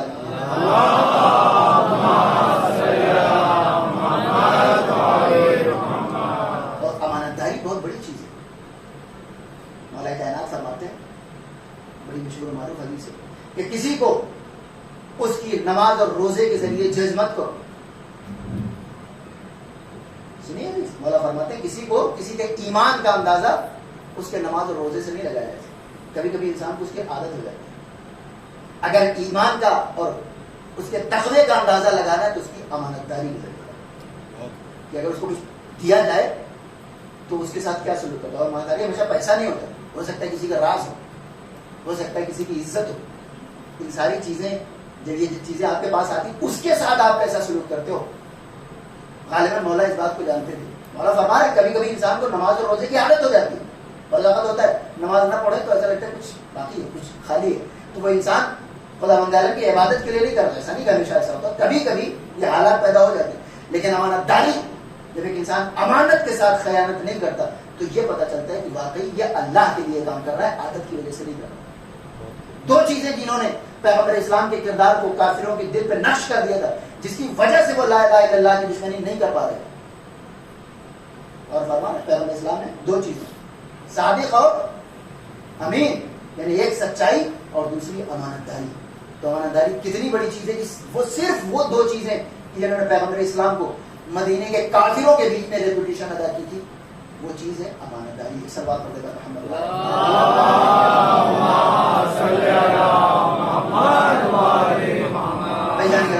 9 ہجری مکمل ہوئی اور اس کے بعد پیغمبر اسلام اگلے سال اب ظاہر مکہ فتح ہو چکا ہے تو اب حج کرنے گئے اور یہ پہلا حج تھا. لوگ اس کو حجۃ الوداع کی وجہ سے چونکہ آخری حج ہے اس کو آخری حج سمجھتے ہیں، جب یہ پہلا حج بھی تھا تو یہ مجمع آخری حج ہونے کی وجہ سے نہیں تھا، اس کو پتہ لگا وہ آخری ہے، وہ تو بعد میں پتہ چلا کہ آخری ہے، لیکن یہ جو مجمع تھا 1.25 لاکھ حاجیوں کا یہ پہلا حج ہونے کی وجہ سے تھا. توجہ چاہتا ہوں. اب پیغمبر اسلام اس حج پہ گئے اور وہاں سے پلٹتے وقت بار بار خداوند تعالیٰ فرماتا ہے کہ بلغ ما انزل الیک من ربک، اس حکم کو پہنچا دیجیے جو آپ کے اوپر پہلے سے نازل کیا جا چکا ہے. مطلب پیغمبر اسلام کو حکم آ گیا تھا، لیکن آپ بعض افراد کے خوف سے، واللہ یعصمک من الناس، اللہ تمہیں دشمنوں کے لوگوں کے شر سے بچائے گا. اس کا مطلب کہ پیغمبر اسلام کو خطرہ تھا. بہت سارے افراد ہیں جو کہتے ہیں کہ پیغمبر اسلام نے جب وہ قلم دوات کا مسئلہ ہوا اور شور ہنگامہ ہوا تو پیغمبر اسلام نے کہا کہ نکل جاؤ سب کے سب یہاں سے. اسی مقام پر پیغمبر اسلام نے جملہ یہ کیوں نہیں کہہ دیا؟ لکھنے کے لیے کیا کہہ رہے تھے؟ یہی لکھتے نا کہ علی میرے بعد جانشین تمہارے مولا ہے، ایک جملہ کہہ دیتے. پیغمبر اسلام نے کیوں نہیں کہا؟ اس کو سمجھنے کے لیے واللہ یعصمک من الناس سمجھنا ضروری ہے. اور فرما رہے اب پیغمبر اسلام خم کے مقام پر پہنچے، جب حج کر کر لوٹ رہے تھے تو آپ نے لوگوں کے درمیان، لوگوں کے سب کے سب صحابی تھے، 1.25 لاکھ صحابیوں کے درمیان کہا کہ من کنت مولا فہذا علی مولا. اب یہاں پر ساری باتیں آپ کی سنی ہوئی. ایک جملہ انجینئر محمد علی مرزا اس نے بڑی لاجیکل بات کہی ان کے حساب سے. انہوں نے کہا کہ پیغمبر اسلام کو اگر مولا کائنات کی جانشینی کا اعلان کرنا تھا اور سکسیسرشپ کا اعلان ایک بڑا اعلان ہوتا ہے، تو یہ کہتے ہیں کہ یہ اعلان جانشینی تو نہیں ہو سکتی. کیوں؟ جانشینی اگر ہوتی، دھیان سے سنیے گا، اگر جانشینی ہوتی تو اس کو اس مقام پر کہنا چاہیے تھا جہاں پر مجمع زیادہ تھا. حج کے موقع پر اگر کہتے تو وہاں پہ سیریا سے آئے ہوئے لوگ بھی ہیں، عراق سے آئے ہوئے لوگ، افریقہ سے آئے ہوئے لوگ بھی ہیں اور ایران سے آئے ہوئے لوگ بھی ہیں، البتہ اگر مسلمان رہے ہوں تو کہتے دور دراز علاقوں سے آئے ہوئے مسلمان. ایسا انہوں نے پوسٹر کیا جیسے پوری دنیا میں اسلام پھیل چکا ہے. اور فرما وہاں سے لوٹنے کے بعد خم کے مقام پر یہ بات سمجھ میں نہیں آتی. پیغمبر اسلام نے وہ مجمع چھوڑ دیا یہاں پر آ کر اعلان کریں، اور وہ اس کو ایسا انہوں نے پریزنٹ کیا جیسے مکے میں 4 کروڑ افراد ہوں اور خم کے میدان میں 3-4 افراد ہوں. تو ایسا کہ وہاں پر مجمع زیادہ تھا، وہاں اعلان کرنا چاہیے تھا. یہاں اعلان کرنے کی کیا مطلب؟ پہلی بات تو یہ لوگ پہلے قرآن اور حدیث کی بات کریں. آپ قرآن پیش کیجئے، حدیث پیش کیجئے. 110 صحابیوں کا نام دیا علامہ امینی نے الغدیر میں. الغدیر کے موضوع پر بہترین کتاب ہے، اسی کا ترجمہ شاید ہندی میں یا انگلش میں ہوا ہو، اردو میں، لیکن عربی میں اس سے مبسوط کتاب نہیں ہے. انہوں نے صحابیوں کے بھی نام دیے. تو ظاہر قرآن اور حدیث پہ پیش کر نہیں سکتے. تو اب یہ لاجیکل باتیں کرنا شروع. ٹھیک ہے، لاجیکل پہ ہی رہیے گا. مسئلہ یہ ہوتا ہے کہ اس مقام پر آدمی ایک ڈال سے دوسری ڈال پہ گھومتا ہے. آپ لاجیکل بات کیجئے تو وہ حدیث لائیں گے، حدیث لائیں گے تو وہ قرآن پیش کریں، قرآن پیش کی تو پھر لاجک کر رہا ہے. تو قرآن اور حدیث تو غدیر کے معاملے میں مکمل ہے، اس پہ کوئی علامہ امین نے راستہ ہی بند کر دیا، اس میں بحث نہیں کر سکتے. اب یہ لفظ مولا کے معنی پر عقل مند بننے کی کوشش کرتے ہیں. میں کہا ٹھیک ہے، آپ کیا کہتے ہیں کہ میری عقل میں نہیں آتا کہ پیغمبر اسلام نے خانہ کعبہ میں اعلان کرنے کے بجائے یہاں کیوں اعلان کیا. تو سب سے پہلی بات یہ کہ خانہ کعبہ میں اور غدیر خم کے مجمع میں کوئی فرق نہیں. یہ فرق تو تب ہوتا کہ جب عرب کے علاوہ لوگ بھی مسلمان کہیں اور سے آ رہے ہوتے. جب وہیں کے لوگ مسلمان ہیں اور وہیں کے لوگ حج کر رہے ہیں تو دونوں مقامات میں کوئی فرق نہیں ہے مجمع کا.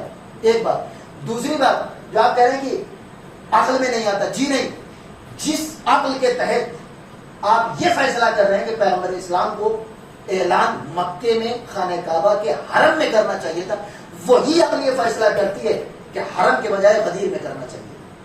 کیوں؟ کیونکہ آپ کہتے ہیں کہ وہاں پر کم لوگوں نے سنا، مکے میں اور حرم میں زیادہ لوگ سنتے. جی نہیں، پیغمبر اسلام نے غدیر کو جان بوجھ کر چنا تھا، کیونکہ اگر حرم کے مقابلے، حرم کے مقام پر، حرم کی جگہ پر، ایسی جگہ کہ جہاں ہر انسان اپنی عبادتوں میں لگا ہوا، اگر اتنا بڑا اعلان کر دیا جاتا تو مدینے پہنچتے پہنچتے ہر انسان بہانہ کر رہا ہوتا، میں تو مینا میں تھا، میں تو مزدلفہ میں تھا، میں تو طواف کر رہا تھا، میں تو نماز پڑھ رہا تھا. لہٰذا پیغمبر اسلام نے غدیر کا میدان چنا، اور وہ بھی ایسا میدان کہ جب سروں پر آفتاب مکمل طور سے تمازت برپا کیے ہوئے تھا، اس مقام پر پیغمبر اسلام نے ایک ساتھ نہیں کر دیا، کچھ کو آگے جانے دیا، کچھ کو پیچھے رہنے دیا. اس کے بعد ان کو واپس بلایا. اب جب واپس بلایا گیا تو ہر انسان یہ ضرور پوچھے گا کہ اس دھوپ کی شدت میں بلایا کیوں جا رہا ہے. اب جب بلانے کے ریزن پر توجہ جائے گی تو مدینے پہنچ کر کوئی انکار نہیں کر سکتا کہ میں نے نہیں سنا. ایک سلام پڑھے بات محمد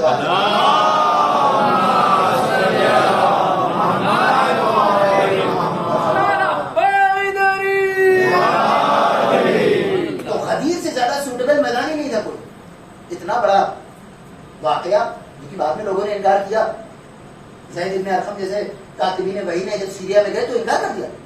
لوگوں نے پوچھا کہ ظاہر آج کا زمانہ تھا نہیں, ٹیکنالوجی فوراً بات پہنچ جائے. لوگوں نے پوچھا کہ جناب ہم نے سنا ہے کہ پیغمبر اسلام نے کسی کو اپنا جانشین میں کہ آپ بھی موجود تھے, کہا نہیں مجھے نہیں پتا, میں یہاں لوگوں کے درمیان نہیں بیان کر سکتا. تو ایسی ڈپلومیسی لوگوں نے غدیر کے بعد کی ہے. تو اگر خانہ کعبہ میں یہ اعلان ہوا ہوتا تو لوگ کتنے ڈپلومیٹک بننے کی کوشش کرتے. لہٰذا پیغمبر اسلام نے راستہ ہی بند کر دیا. اور 10 ہجری کے بعد غدیر کب ہوئی, کون سی ذی الحجہ کو, 18 نوجوان کم سے کم بچے تو بولے 18 ذی الحجہ کو. اور پیغمبر اسلام مدینے واپس آتے ہیں اور 28 سفر کو آپ اس دنیا سے تشریف لے جاتے ہیں. تو کتنا وہ 2 مہینے 10 دن, 18 کو اور پھر 28 2 مہینے 10 دن. اس کے بعد پیغمبر اسلام کے اوپر بیماری کا غلبہ ہوا اور ہر انسان اب وہ مقام ہے کہ جس کو واقعہ قرطاس کہا جاتا ہے. پیغمبر اسلام کے پاس تمام صحابہ جمع تھے اور اس میں بھی کوئی شیعہ سنی اختلاف نہیں, ایک یونانیمس جو ہسٹری ہے. بعد میں لوگ اپنا نظریہ بناتے ہیں, وہ بعد میں بنائیے گا آپ. میں صرف واقعہ عرض کروں. پیغمبر اسلام نے کہا کہ مجھے قلم اور دوات دے دیا جائے, اور وہ بیماری شدت پہ تھی. تو خلیفہ دوم نے کہا کہ یہ بیماری کی حالت میں بولنا ہے, لہٰذا ہمیں دھیان دینے کی ضرورت نہیں. ان کا مرض ان کے اوپر غلبہ اختیار کر چکا. اعزازی گرامی, اس تاریخ سے اگر کوئی ایک انسان نظریہ بنا لے کہ فلاں انسان لائق احترام نہیں ہے, تو وہ ان کا دشمن بعد میں ہے, رسول کا عاشق پہلے ہے. اور فرمایا اگر رسول کی شان میں ہمارے اور آپ کے درمیان, آپ اپنا گھر فرض کیجیے کہ اگر آپ کوئی بیمار ہو اور کوئی بیٹا کہے کہ ارے وہ پانی مانگ رہا, رہنے دو, دینے کی ضرورت نہیں, غصہ نہیں آتا. تو ہم یہ تو کہیں نہیں رہے کہ ہم نے کچھ الگ سے گڑھ دیا ہے. ہم نے کہا کہ جنرل ہسٹری میں جو یونانیمسلی ایکسیپٹیڈ باتیں ہیں ان کے اوپر اگر کوئی نظریہ بنا رہا ہے تو آپ اس کو روک تو نہیں سکتے. ہاں اگر آپ اتنا بڑا دل دکھائیں کہ ٹھیک ہے بھائی پاسٹ میں ہم سے کچھ مس ہینڈلنگ ہوئی ہے, اگر آپ اتنا بھی دل دکھا دیں, میں نے کل ہی میں نے اس بات کیا کہ 1400 سال پیچھے جا کر کوئی کسی کو قتل تو نہیں کر دے گا, کوئی کسی کو جنت سے نکال کے جہنم میں تو نہیں ڈال دے گا, کوئی کسی کو تخت خلافت سے اتار تو نہیں سکتا. تو اگر آپ تھوڑا سا دل اگر اپنا بڑا کریں کہ ٹھیک ہے ماضی میں ہم سے مس ہینڈلنگ ہوئی, تو ظاہر سی بات اس کے بعد دوسرے والے پارٹی کو بھی سمجھایا جائے. جب آپ اتنی سی بات تسلیم کرنے کو تیار نہیں ہوتے تو دوسری پارٹی سے ساری باتیں کیسے تسلیم کروا لیں. لہٰذا رجحان کرام یاد رکھیے گا, اگر مسلمانوں میں اختلاف ہے تو اس کی وجہ یہ ہے کہ کوئی ایمانداری دکھانے کو تیار نہیں. آپ ذرا سی ایمانداری دکھائیں, اور واقعی مسلمانوں کا اتحاد اس وقت وقت کی ضرورت ہے, زمانے کا تقاضا ہے. لیکن یہ اتحاد اگر اصلی واقعات کو ڈسکس کیے بغیر اوپر سے پالش کر کے کیا جائے گا تو بہت جلدی دور ہو جائے گا. اس کے بعد پیغمبر اسلام نے فرمایا, جب شور زیادہ ہو گیا, ہر انسان آپس میں ایک دوسرے سے بات کرنے لگے, پیغمبر اسلام نے کہا کہ قوموا عنی, سب کے سب یہاں سے نکل جاؤ. اور اس کے بعد یہ لوگ گئے, مولا کائنات پیغمبر اسلام کے ساتھ, اور ثقیفہ نامی ایک جگہ تھی جن کے مالک تھے سعد ابن عبادہ, جن کو کفار نے قید کر لیا تھا. یاد ہے انہوں نے کہا تھا مسلمان ہوئے لوگوں کا یہاں مسلمان ہونے کی جاتے ہو, قید کر لیا. تب انہوں نے دھمکی دی تھی کہ ہم تمہارا قافلہ جانے نہیں دیں, تو ان کو چھوڑا گیا. تو یہ پرومیننٹ آدمی تھے, وہاں کے سردار تھے, ان کی جگہ تھی. اب وہ خلافت کہ کون خلیفہ ہوگا, تو مہاجر اور انصار میں جھگڑا ہو گیا. انصار کا یہ کہنا کہ ہم نے مدد کی ہے پیغمبر اسلام کی, ہم نے تمہارا کیا بنتا. اور مہاجر کا وہ جو ایک ہوتا نا سائیکولوجیکل افیکٹ کہ ہم پیغمبر اسلام کے ساتھ آئے ہیں تو ہم ڈومیننٹ ہیں, تو اب اس میں جھگڑا ہونے لگا. تو وہ اٹھ کر چلے گئے, ان کی مرضی تھی کہ ہمارا نام پیش کیا جائے, میں لیڈر بھی کرتا. تو انہوں نے کہا کہ یہ میری جگہ ہے اور میں یہاں پر خلافت کا یہ جو چناؤ ہو رہا ہے یہ نہیں ہونے. اور اس کے بعد وہ واپس چلے آئے. تو اب اس جانے گرامی اگر کوئی خلیفہ وہاں پر چنا جاتا ہے, ٹھیک ہے یونان میں سے ایکسیپٹیڈ ہے, لوگ ایکسیپٹ کرنے کوئی مسئلہ ہے. لیکن اگر کوئی سعد ابن عبادہ کی پیروی کرتے ہوئے کہے کہ میں نہیں مانتا, تو وہ غلط کہاں ہے. جب تک آپ ان باتوں کو نہیں ڈسکس کریں گے وہ اتحاد نہیں ہو سکتا. ہاں اگر مسلمانوں نے کسی کو اپنا خلیفہ معین کر دیا, بالکل کرے, کوئی مسئلہ نہیں. لیکن اگر کوئی کہتا ہے کہ میں تمام صحابہ کی, ہمارے یہاں ایک مسلمانوں میں بہت نازک مسئلہ ہے یہ, لہٰذا صبر سے سنیے یہ دھیان سے. مسلمانوں میں ایک قول ہے کہ بے ایہم اہتدیت, تمام صحابہ حق پر ہیں, جس کی بھی اتباع کر لو تم ہدایت پا جاؤ. تو اگر کوئی مولا کائنات اور سعد ابن عبادہ کی پیروی کرنے لگے تو اسے گمراہ کیسے کہا جا سکتا ہے. ایک سلوات پڑھنے پر محمد والے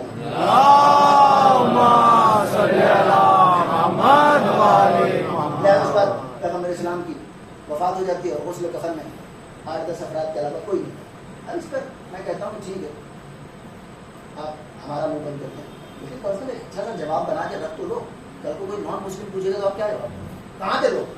8 آدمی 2.5 مہینے پہلے آپ کہتے 1,20,000 بندے تھے غدیر قوم کے موقع پر، سب کے سب صحابی تھے، اور 2.5 مہینے کے بعد جب انتقال ہوتا ہے تو 10 سے 12 افراد. لہٰذا آپ کم از کم ایک جواب سوچ لیجیے. اور یہی وجہ ہے مسلمان آج پریشان ہیں، کیونکہ حق بات کرنا. تو انجینئر محمد علی مرزا بہت ساری باتیں کہہ جاتا ہے جو ہم کہتے تھے کہ یہ دشمنی میں کہہ رہے ہیں، بغض میں کہہ رہے ہیں. اس کے بعد بیعت کا مسئلہ ہوتا ہے، مولا کائنات نے بیعت سے انکار کر دیا. اور آپ نے ایک جملہ کہا کہ میں نے قرآن جمع کیا ہے اور جب تک میں قرآن کو مکمل طور پہ جمع نہیں کر لوں گا اپنی ردا اپنے دوست سے نہیں اتاروں گا. مولا کائنات اپنے گھر میں آ گئے اور 25 برس تک آپ نے کسی قسم میں کوئی ایجوٹیشن نہیں کی. اس کی وجہ کیا تھی کہ مولا کائنات کو دھمکی دی گئی اگر ظاہر سی بات ہے. چلیے آپ یہ بتائیں کہ اگر یہ ہنگامہ ہوتا ہے تو کس کی طرف سے سب سے زیادہ خطرہ ہے؟ ظاہر ہے مولا کائنات 2.5 مہینے پہلے انہیں کی حکومت جانشینی کا اعلان کر. لہٰذا ایک جملہ کہا گیا کہ اگر آپ بیعت نہیں کرتے تو ہم آپ کے اوپر چوری کا الزام لگا کر آپ کے ہاتھ کاٹ لیں. ایسے موقع پر مولا کائنات نے جملہ کہا کہ میں قرآن جمع کروں، اور 25 برس تک مولا قرآن جمع کرتے رہے. اور اس کے بعد اسی سال مولا کائنات کے گھر پر جو حملہ ہوتا ہے اور شہزادی سلام اللہ علیہ کی شہادت اسی 11 ہجری میں ہوتی ہے. لہٰذا اب میں 11 ہجری تک، پہلی ہجری میں پیغمبر اسلام ہجرت کرتے ہیں، 2 ہجری میں جنگ بدر اور شادی ہوتی ہے، 3 ہجری میں جنگ احد اور امام حسین اسلام، 4 ہجری میں امام حسین اسلام، 5 ہجری میں جنگ خندق اور جناب زینب سلام اللہ علیہ، 6 ہجری میں صلح حدیبیہ جناب ام کلثوم سلام اللہ علیہ، 7 ہجری میں جنگ خیبر، 8 ہجری میں خیبر کے بعد جنگ موتا ہوتی ہے، اسی معاف کیجیے 8 ہجری میں جنگ موتا اور فتح مکہ اور جنگ حنین. اس کے بعد 9 ہجری میں پیغمبر اسلام جب مدینے واپس آ جاتے ہیں، حالتا آیت تدین اور موبائلہ. 10 ہجری میں ذی الحجہ کے مہینے میں بالکل آخر میں اعلان ولایت مولا کائنات ہوتا ہے، اور 11 ہجری میں پیغمبر اسلام بھی اور شہزادی سلام اللہ علیہ کی شہادت واقع ہوئی. اب ان تمام واقعات سے درس لیتے ہوئے اگر آپ کو یاد رہ جائے گی اس طریقے سے، اب اس کے بعد اگر کوئی واقعہ آپ پڑھتے ہیں، مثلا واقعہ قرطاس، تو آپ کو سمجھ میں آئے گا کہاں یہ واقعہ کب ہوا، کس بنیاد پر ہوا، اس کے پہلے لوگ کیا کر چکے تھے، اور پیغمبر اسلام کو ناراضگی کیوں تھی اس گروپ کے اوپر. لہٰذا یاد رکھیے گا، میں ایک دوبارہ اور ریپیٹ کروں، انشاءاللہ آپ کو یاد ہو جائے گا. ایک سلوات پڑھتے بعد محمد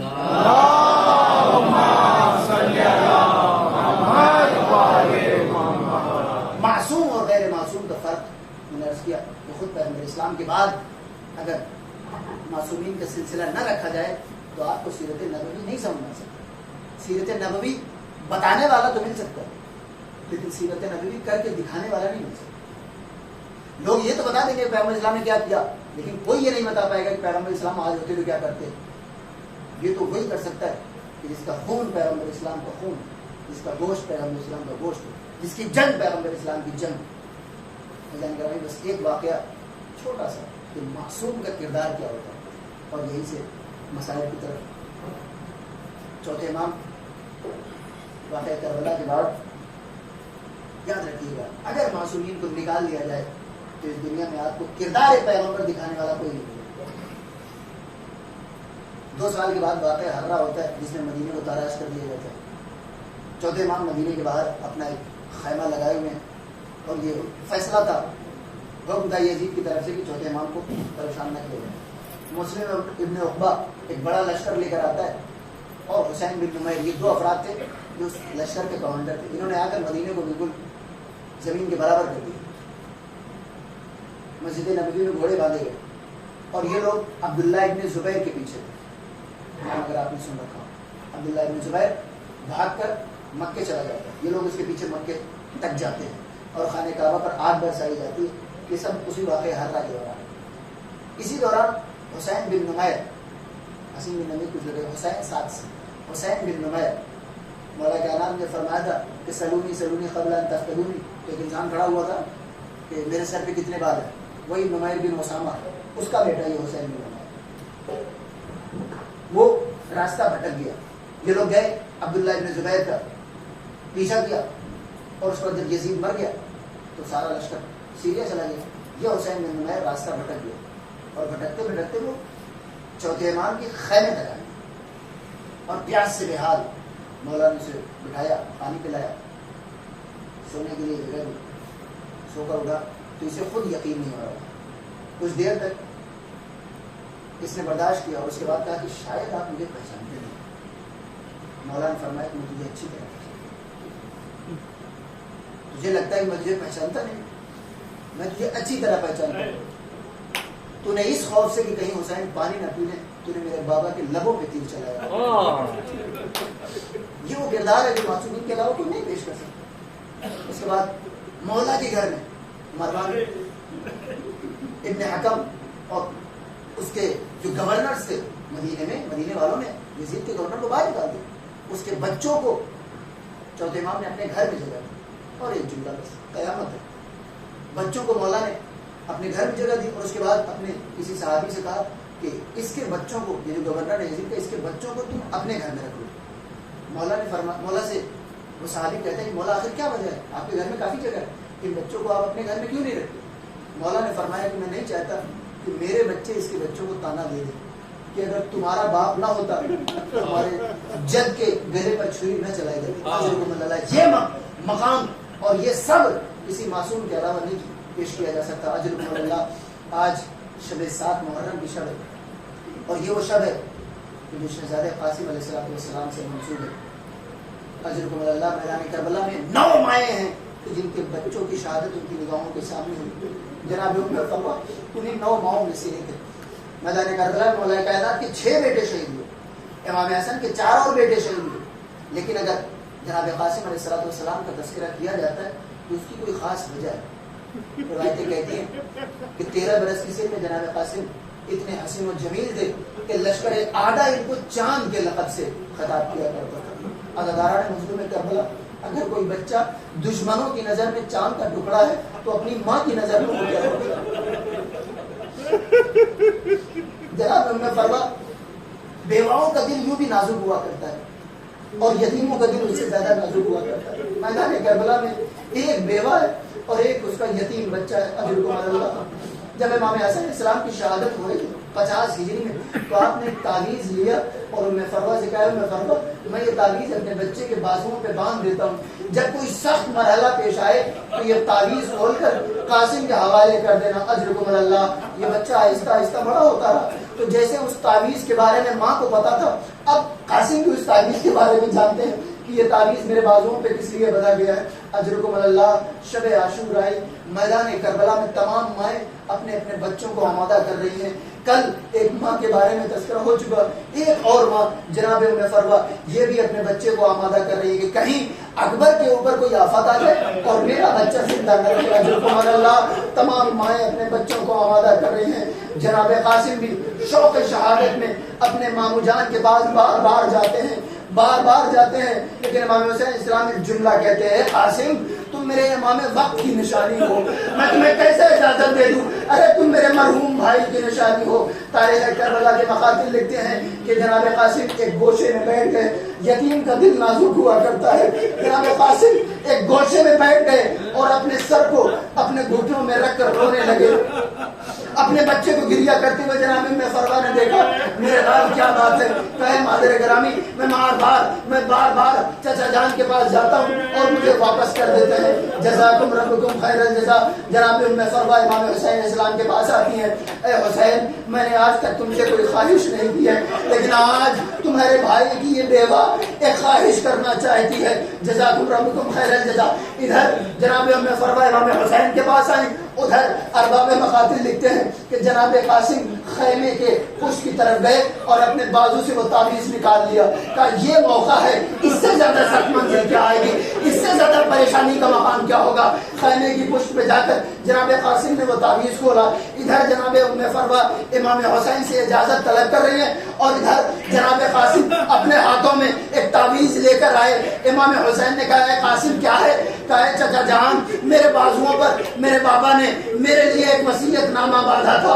امام حسین نے خط کو لیا, اپنی آنکھوں سے لگایا اور ایک جملہ کہا, اے قاسم میرے بھیا کا خط لائے ہو یا اپنی موت کا پروانہ لائے ہو؟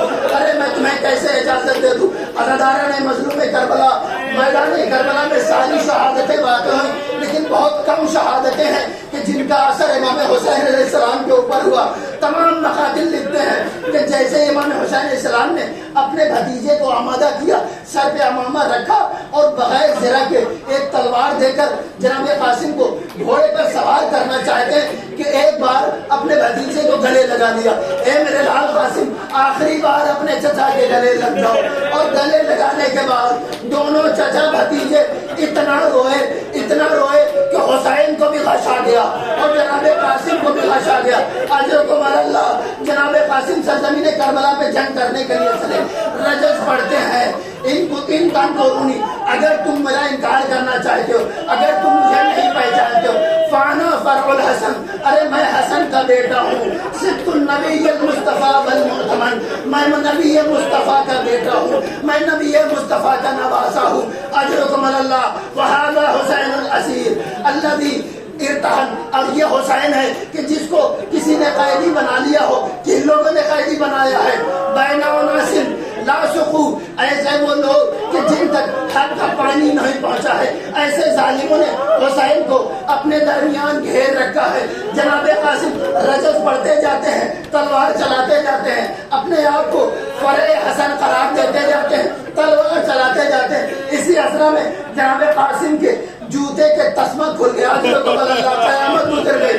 13 برس کے قاسم نے جیسے دیکھا کہ میرے جوتے کا تسمہ کھل گیا، جھک کر اس کو باندھنے کی کوشش کی، سر پر کوئی خود نہیں تھا جناب قاسم کے، اتنے کمفن تھے کہ تمام ارباب مقاتل لکھتے حسین کا یہ تنہا مجاہد ہے کہ جس کے سر پہ کوئی خود نہیں تھا، ایک ننھا سا ماما تھا۔ جناب قاسم جھک کر اپنے تسمے کو باندھنے کی کوشش کرتے ہیں۔ اسی اسرا میں ایک شقی نے قاسم کے سر کی پشت پر ایک ایسا گوز مارا، تاریخ کربلا میں ہر صحابی نے، ہر مجاہد نے کہا مولا میری مدد کیجیے، اے میرے مولا میری مدد کو آئیے، اے میرے مولا میرا سلام دیجیے۔ جناب قاسم نے کہا یا ماں ہو اے چچا جان میری مدد کیجیے، لیکن یہ وہ مقام ہے کہ ابھی عباس بھی زندہ ہے، علی اکبر بھی سلامت ہے، حسین بھی زندہ ہے، یہ تینوں بہادر ایک ساتھ اپنے اپنے گھوڑوں پہ بیٹھے، عباس ایک طرف سے، علی اکبر ایک طرف سے، حسین ایک طرف سے۔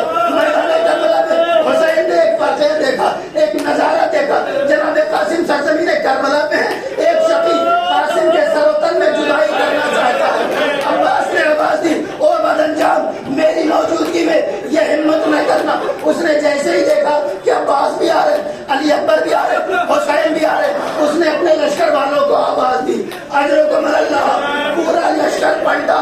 تاریخ کربلا کہتی ہے کہ حسین کو، عباس کو، علی اکبر کو ایک چھوٹی سی جنگ کرنی پڑی۔ یہ چھوٹی سی جنگ ہوئی، اس جنگ کے دوران جناب قاسم کی آواز آ رہی تھی، اے چچا جان میرے اوپر گھوڑے دوڑ رہے ہیں، اے چچا جان میری مدد کو آئیے۔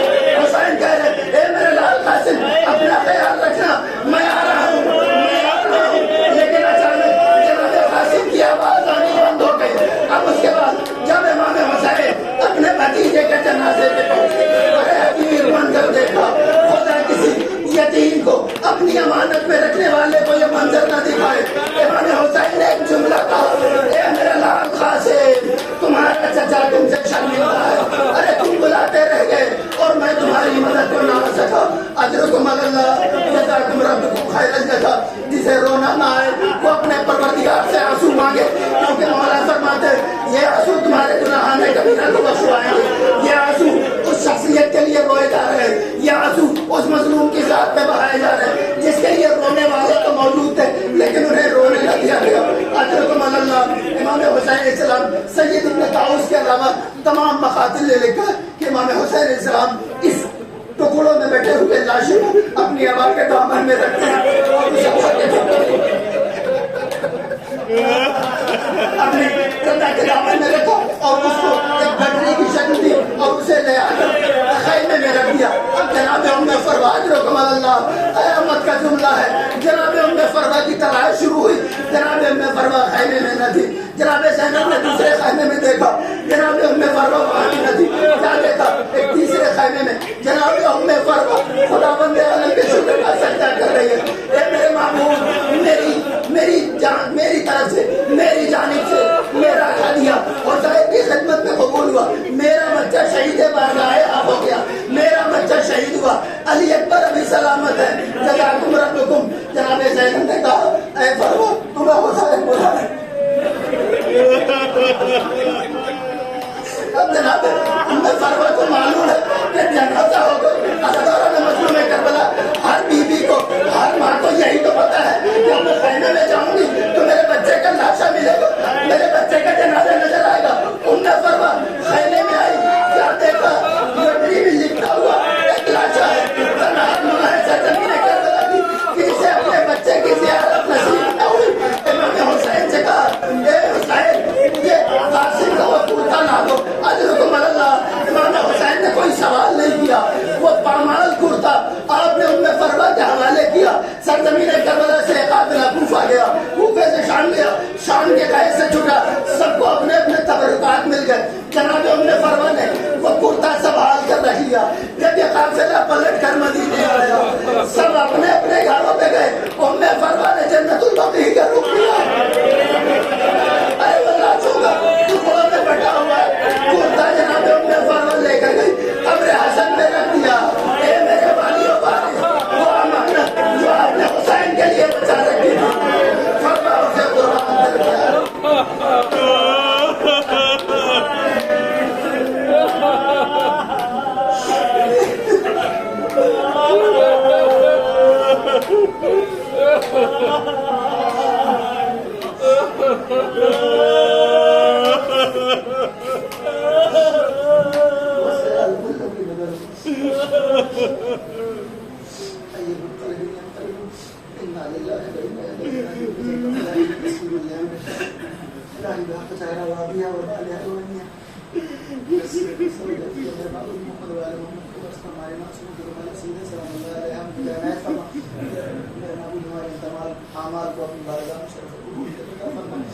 میرے معبود ہمارے کو تمام کو ہمارے نامان سے راضی و خوشنود فرما. میرے معبود ہم کو خود ناظرین مجلس میں جوازت فرما, ان کے تمام حاجتوں کو پورا فرما. میرے معبود ہم جو پریشان ہیں ان کی پریشانیوں کو برطرف فرما. میرے معبود ہم جو بیمار ہیں ان کی بیماری کربلا علیہ السلام کی سب ہم شفاء کاملہ عاجل رہے فرما. میرے معبود ہم جو مرحوم اس کو اسلام کے تمام مرحومین کے درجات کو بلند فرما. میرے معبود فرزند زہرا یوسف زہرا مجھے خداواری سے آزاد تمام زمان علیہ السلام کی حکمت عاجل فرما. جو ضرور ہوتا ہے ان کو غلاموں میں شمار فرما. ربنا تقبل منا انك انت السميع العليم يا حسين.